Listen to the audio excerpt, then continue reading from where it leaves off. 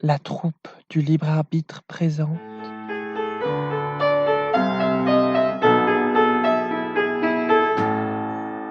N'en resta plus aucune. Oh non! C'était Vera qui avait laissé échapper cette plainte, presque un sanglot. Dans le salon, autour d'elle, tout le monde restait muet. Enfin, le juge braqua sur elle un regard acéré. Ma chère mademoiselle, il est grand temps de regarder la réalité en face. Nous courons tous un grave danger. L'un de nous est anonyme et nous ne savons pas qui. Sur les 10 personnes qui sont venues ici, 3 sont définitivement hors de cause. Anthony Marston, Mrs. Rogers et le général MacArthur ne peuvent plus être soupçonnés. Nous ne sommes plus que 7.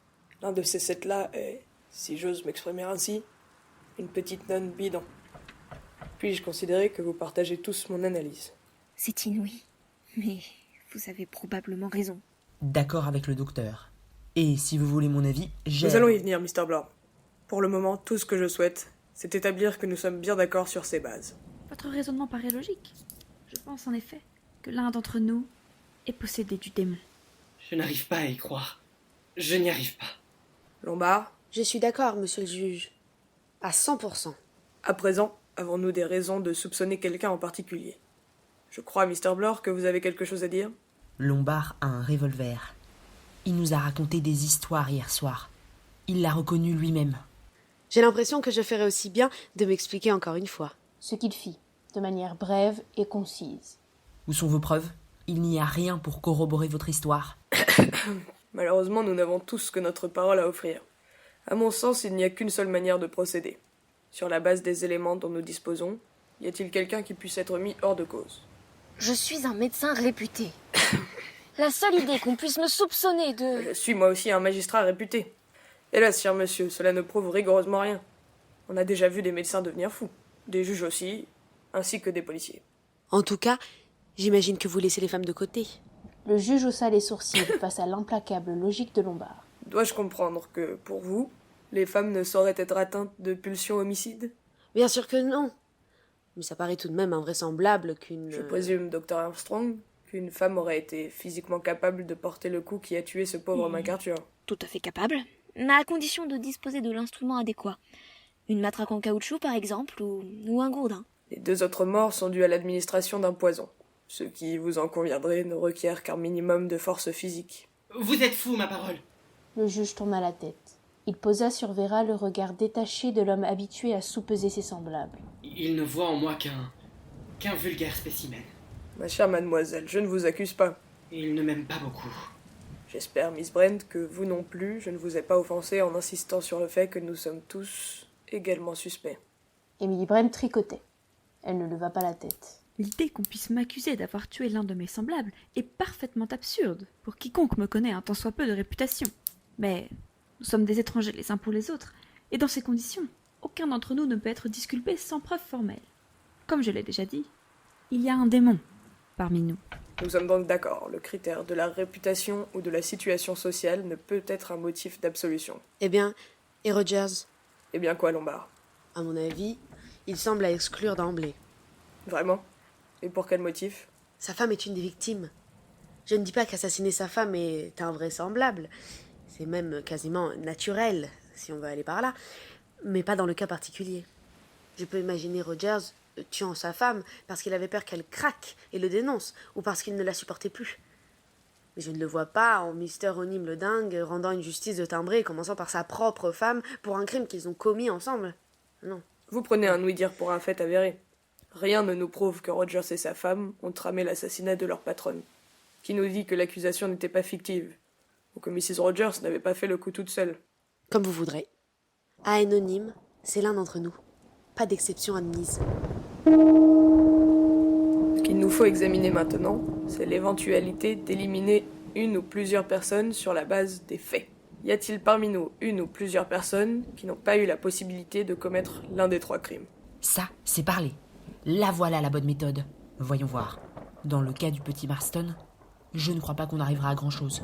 Quelqu'un aurait pu verser le poison directement dans le verre, avant qu'il ne le remplisse pour la dernière fois. À la vôtre. Blore marqua un temps avant de poursuivre. Prenons maintenant Mrs. Rogers. Ceux qui émergent du lot cette fois-ci, ce sont le mari et le médecin. Pour l'un comme l'autre, c'était simple comme bonjour. Je proteste. Cette accusation est absolument injustifiée. Je jure que la dose que j'ai administrée à cette femme était parfaitement Docteur Armstrong, correcte. votre indignation est bien naturelle, mais il faut regarder les choses en face. Vous, comme Rogers, vous auriez pu administrer la dose fatale sans la moindre difficulté. Considérons maintenant la situation des autres personnes présentes. Peut-on éliminer catégoriquement l'un ou l'autre d'entre nous? Je ne l'ai même pas approchée, cette femme. Vous en êtes tous témoins. Les faits sont les suivants. Anthony Marston et Mr. Lombard ont transporté Mrs. Rogers sur le divan. Le docteur Armstrong l'a ausculté. Nous sommes tous passés dans la pièce voisine où nous avons découvert le gramophone, à l'exception de vous, Miss Brent, qui êtes restée dans le salon, seule avec la femme évanouie. Cette insinuation est monstrueuse. Lorsque nous sommes revenus dans le salon, Miss Brent, vous étiez penchée sur Mrs. Rogers. La compassion la plus élémentaire serait-elle un crime? Rogers est arrivé avec le cognac, que naturellement il aurait pu empoisonner avant d'entrer dans la pièce. Peu après, son mari et le docteur Armstrong ont aidé Mrs. Rogers à monter se coucher. Là, le docteur Armstrong lui a donné un sédatif. C'est bien comme ça que ça s'est passé, exactement comme ça. Ce qui vous exclut, monsieur le juge, ainsi que Mr. Lombard, Miss Claythorne et moi-même. Vous croyez, Mr. Blanc? Nous devons prendre en compte toutes les possibilités. Je ne vous suis pas. Là-haut, dans sa chambre, Mrs. Rogers s'est couchée sur son lit. Le sédatif que le médecin lui a donné commence à agir. Elle est vaguement somnolente, apathique. Supposez qu'à ce moment-là, on frappe à sa porte. Entrez. Quelqu'un entre. Le docteur vous demande de prendre ça. Merci. Il faut que vous preniez ce comprimé. Bien sûr. Le docteur m'a chargé de vous apporter ça. Évidemment. Tenez, petit cadeau du docteur pour vous. Oh, c'est gentil. Croyez-vous vraiment qu'elle ne l'aurait pas avalé docilement, sans se poser de questions? Tout de même, docteur, avec la drogue que vous lui avez donnée, elle devait être profondément endormie, non? Selon toute vraisemblance, oui. Mais ce n'est pas une certitude. Dans certains cas, un sédatif peut mettre très longtemps à agir. Cela dépend de l'idiosyncrasie du patient. Évidemment. Vous avez tout intérêt à dire ça, docteur. Ça arrange bien vos affaires, pas vrai? Récriminer ne saurait nous servir à rien, Lombard. Nous devons nous en tenir au fait. Il est établi, je pense, que ce que je viens de supposer a effectivement pu se produire. La probabilité est faible, j'en conviens. Mais elle existe. Et tout ça, ça nous mène où? Avec une voix calme et posée, le juge Wargrave continuait de mener l'enquête, méthodiquement. Venons-en maintenant à la mort du général MacArthur. Je demanderai à ceux ou celles qui pensent avoir un alibi d'en faire état de manière concise. Pour ma part, je précise tout de suite que je n'ai aucun alibi valable. J'ai passé la matinée sur la terrasse à méditer sur notre situation. Le fait est que vous n'avez que ma parole pour croire que je ne suis pas descendu jusqu'à la mer pour tuer le général, puis revenir à ma place. En l'occurrence, cela n'est pas suffisant. Il nous faut des preuves. J'ai passé toute la matinée avec Mr. Lombard et le Dr Armstrong. Ils peuvent en témoigner. Vous êtes revenu ici chercher une corde. Oui, et alors? J'ai juste fait l'aller et retour. Vous avez mis longtemps. Que diable entendez-vous par là, Dr Armstrong? Je dis simplement que vous avez mis longtemps. Il fallait bien la trouver, non? On ne dégote pas un rouleau de corde en 2 secondes. Pendant l'absence de l'inspecteur Blore, êtes-vous restés tous les deux ensemble, messieurs? C'est-à-dire, Lombard est parti quelques minutes. Moi, je suis restée où j'étais. Je voulais voir s'il était possible de communiquer avec la côte par signaux optiques. Je ne me suis absentée qu'une ou 2 minutes. Ah, c'est exact. Pas assez longtemps pour commettre un meurtre, je vous l'assure. L'un de vous a-t-il consulté sa montre? Ma foi, non. Je n'en portais pas. Je n'en porte jamais. 1 minute ou 2, c'est bien vague. Miss Brent? Je suis montée au sommet de l'île avec Miss Claythorne. Ensuite, je me suis assise au soleil sur la terrasse. Il ne me semble pas vous avoir remarqué. Non, j'étais installée à l'angle de la maison, à l'est, à l'abri du vent. Et vous n'en avez pas bougé jusqu'au déjeuner? Non. La seule preuve de ce que j'avance, c'est cette écharpe que je tricote. Miss Claythorne? En début de matinée, je n'ai pas quitté Miss Brent. Ensuite, je me suis promené un peu au hasard. Et puis je suis descendu sur le rivage et j'ai bavardé avec le général MacArthur. Quelle heure était-il? Ça devait être environ 1 heure avant le déjeuner. Peut-être moins. C'était après que nous lui avons parlé ou avant? Je n'en sais rien. Vous aussi, vous serez heureuse quand viendra la fin. Il était très bizarre. Comment cela, bizarre? Il disait que nous allions tous mourir. Il disait qu'il attendait la fin. Il m'a paniqué. Qu'avez-vous fait ensuite? Je suis rentré. Et puis juste avant le déjeuner, je suis ressorti et j'ai grimpé derrière la maison. Je ne tenais pas en place. Reste Rogers. mais je doute que son témoignage ajoute quoi que ce soit à ce que nous savons. Convoqué devant le tribunal improvisé du juge Wargrave, Rogers eut bien peu de choses à déclarer. Il avait vaqué toute la matinée à ses occupations domestiques et à la préparation du déjeuner. Un silence suivit sa déposition. Et maintenant, place aux conclusions du grand homme. Glissa Lombard à l'oreille de Vera Claythorne. Je le répète, j'ai l'intime conviction que des 7 personnes assemblées dans cette pièce, l'une est un criminel dangereux. Mais nous ne disposons pour l'heure d'aucun indice quant à l'identité de cet individu. Tout ce que nous pouvons faire dans l'immédiat, c'est réfléchir aux mesures à prendre pour communiquer avec la côte, et songer aux mesures à adopter pour assurer notre sécurité d'ici là. Jusqu'ici, le meurtrier a eu la tâche facile, dans la mesure où ses victimes étaient sans méfiance. À partir de maintenant, il nous incombe de nous soupçonner mutuellement. Tous autant que nous sommes. Un homme averti en vaut 2. Ne prenez pas de risques, et soyez à l'affût du danger. Ce sera tout. L'audience est levée. Vous y croyez, vous? Vera était assise sur la banquette devant la fenêtre du salon. Elle écoutait Philippe Lombard qui jouait du piano nonchalamment. Dehors, il pleuvait à torrents, et le vent qui mugissait et soufflait en rafales faisait trembler les vitres. Autrement dit, est-ce que je crois que le vieux Wargrave a raison quand il affirme que l'assassin est l'un d'entre nous? Oui. Difficile de répondre à ça. Logiquement, il a raison. Et pourtant, ça paraît tellement incroyable. toute cette histoire est incroyable. En tout cas, après la mort de MacArthur, une chose est sûre. Il n'est plus question d'accident ni de suicide. Ce sont bel et bien des meurtres. 3, à l'heure qu'il est. C'est comme un mauvais rêve. Je sais. Dans un instant, on va frapper à la porte de votre chambre et vous apporter le petit déjeuner au lit. Oh, si seulement. Oui, mais n'y comptez pas. Nous faisons tous partie du mauvais rêve et dorénavant, nous avons intérêt à veiller au grain. Si c'est vraiment l'un d'entre eux, lequel est-ce à votre avis? Vous nous excluez du lot tous les deux? Remarquez, ça me va. Je sais pertinemment que je ne suis pas l'assassin et je ne crois pas qu'il y ait une once de folie en vous. Vera, pour moi, vous êtes la fille la plus saine et la plus équilibrée que j'ai rencontrée. Je parierai ma vie sur votre santé mentale. Merci. Qu'attendez-vous, Miss Vera Claythorne, pour me retourner le compliment? Vous savez, vous avez reconnu vous-même que la vie humaine n'a rien de sacré. Mais j'ai quand même du mal à imaginer que vous puissiez être l'homme. L'homme qui a enregistré ce disque. Bien vu. Si je devais commettre un meurtre, ou plusieurs, ce serait uniquement pour le bénéfice que je pourrais en tirer. Ce nettoyage en série, ce n'est pas vraiment mon style. Qui est-ce, Mr. Blore? Voilà ce que je veux savoir. Qui est-ce? Toute la question est là, Rogers. Dans la cuisine, Mr. Blore aidait le majordome à ranger les restes du déjeuner. L'un d'entre nous, a dit monsieur le juge. Mais lequel? Qui c'est ce démon incarné? Ça, c'est ce que nous voudrions tous savoir. Vous avez bien une idée, Mr. Blore. Vous avez bien une idée, pas vrai? J'en ai peut-être une. Mais de là à être sûr, je peux me tromper. Tout ce que je peux dire, c'est que si j'ai raison, le personnage en question n'a pas froid aux yeux. Oh ça non, il n'a pas froid aux yeux. Oh, c'est un cauchemar, voilà ce que c'est. Un cauchemar. Et vous, Rogers, vous en avez une idée? Je n'en sais rien. Je n'y comprends rien. Et c'est ça qui me met la peur au ventre. N'avoir aucune idée.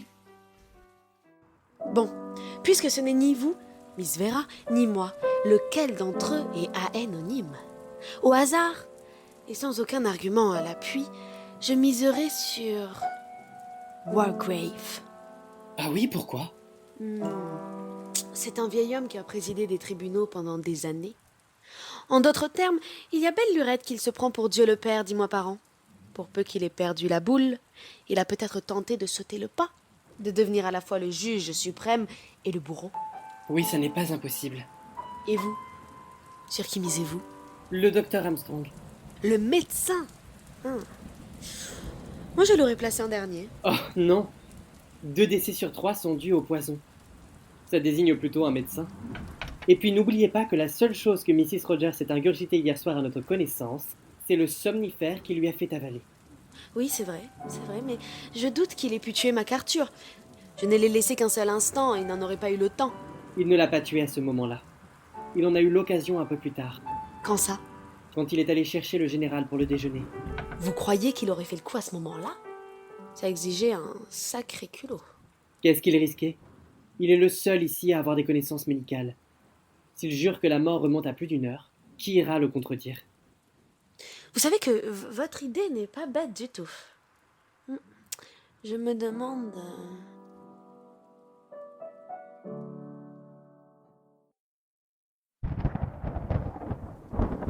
Il faut que nous partions d'ici, il le faut. Il le faut. À tout prix.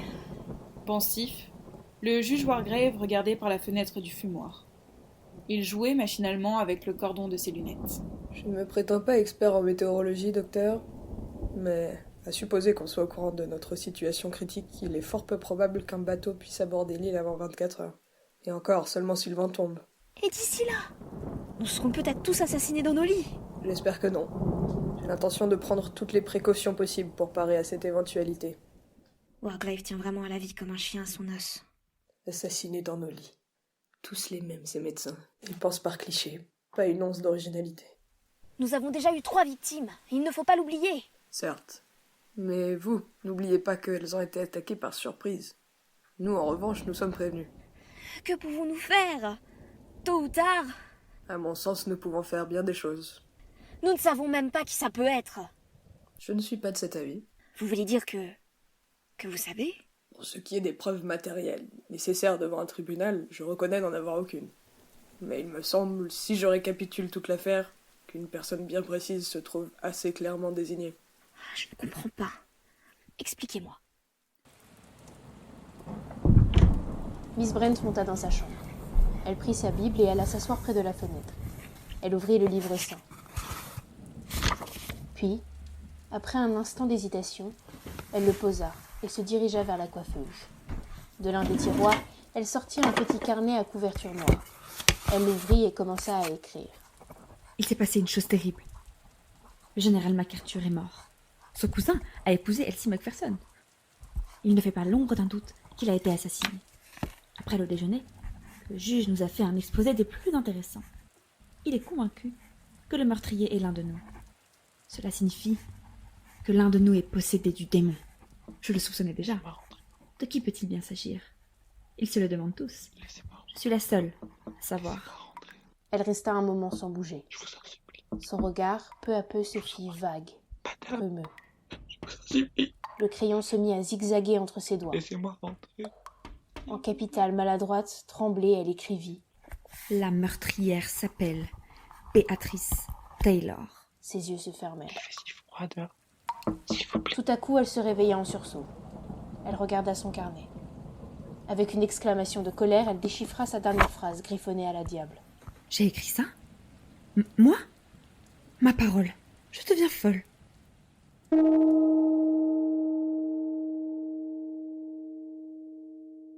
Ils étaient tous dans le salon, abattus, serrés les uns contre les autres, et furtivement ils s'observaient. Ils sursautèrent lorsque Rogers entra avec le plateau du thé. Voulez-vous que je tire les rideaux? Ça mettrait comme un peu de gaieté. Avec leur accord, il ferma les rideaux et alluma les lampes. La pièce devint plus accueillante. Les ombres se dissipèrent un peu. Demain, sûrement, la tempête serait calmée et quelqu'un viendrait. Un bateau arriverait. Désirez-vous servir le thé, Miss Brent? Non, ma chère, je vous laisse faire. Cette théière est si lourde, et j'ai égaré 2 écheveaux de laine grise. C'est bien ennuyeux. Je ne pourrais pas terminer mon écharpe. Vera se dirigea vers la table à thé. On entendit un joyeux tintement de porcelaine. Tout rentrait dans l'ordre. Le thé. Béni soit le rituel du thé quotidien de 5 heures. Philippe Lombard fit une remarque amusante. Blore en fit autant. Le docteur Armstrong raconta une histoire drôle. Le juge Wargrave, qui d'ordinaire abhorrait le thé, but le sien à petites gorgées. Avec plaisir, sembla-t-il. C'est beau. Philippe Lombard finit, comme à son habitude, par s'installer au piano.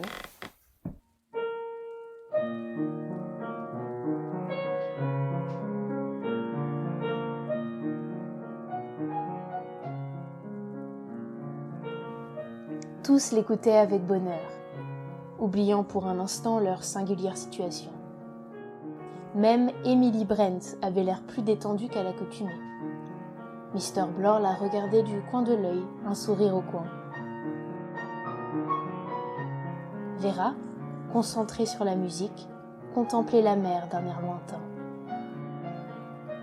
Le docteur Armstrong repensait à des jours heureux, en tapotant sur son fauteuil. Le juge Wargrave s'était assoupi. Ce fut dans cette atmosphère détendue que Rogers refit soudain irruption. Excusez-moi, monsieur, mais quelqu'un sait-il ce qu'est devenu le rideau de la salle de bain? Le rideau de la salle de bain? Mais de quoi diable parlez-vous, Rogers? Il a disparu, monsieur. Il s'est volatilisé. Je faisais le tour de la maison pour fermer les rideaux quand je me suis aperçu que celui de la salle de bain n'était plus là. Il y était ce matin? Oh, oui, mademoiselle. C'était quel genre de rideau? De la toile cirée rouge, pour aller avec le carrelage. Et il a disparu? Disparu, oui, monsieur. Bon, et alors?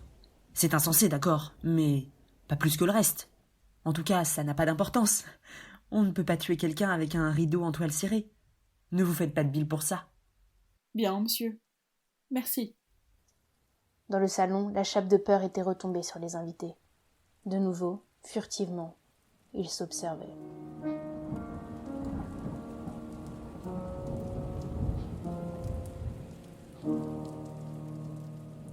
Le dîner fut servi, avalé, débarrassé.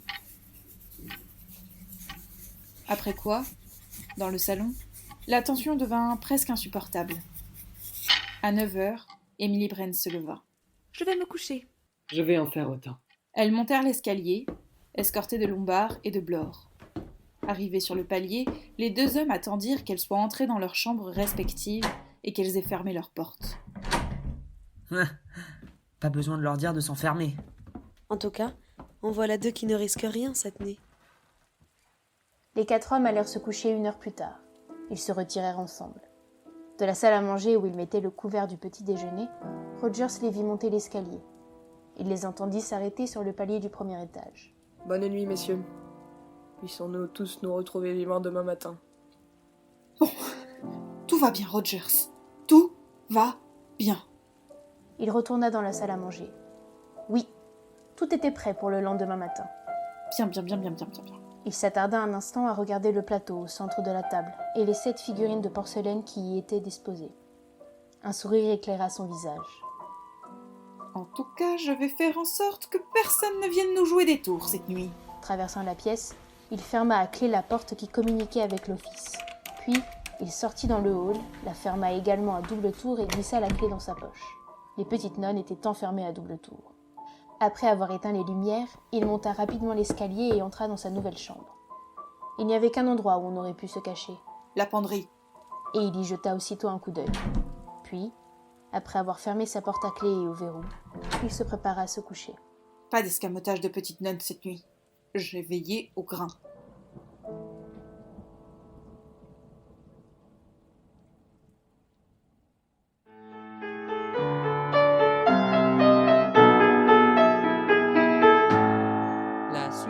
Prochain épisode, la suite au prochain épisode, au prochain épisode.